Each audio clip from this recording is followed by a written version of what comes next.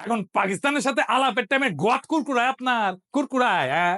তো ইউকের সাথে আলাপের টাইমে কি যে কবেন যে সম্পদ আমাদের লুটপাট করেছো, তো কলোনির সময় সেটা ফেরত দাও।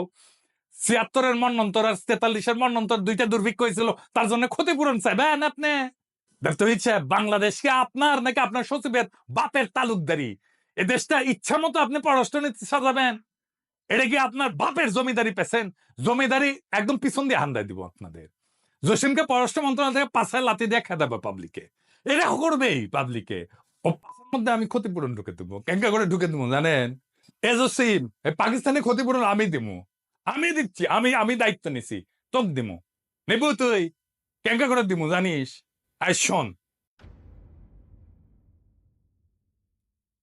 ওই $200 মিলিয়ন না, এই কয়েন করবো আর কি, বাংলাদেশি বাংলাদেশি কয়েন করবো। ইনকা ইনকা কয়েন, ইনকা এডিটের শেয়ার কয়েনের শব্দ দেয় না, ধন ধন করে পড়িচ্ছে, ইনকা করে শব্দ না। ওই কয়েন একটা একটা করে তোর গর্ণ মধ্যে ঢুকে দেবো, নে তুই নিয়ে যা।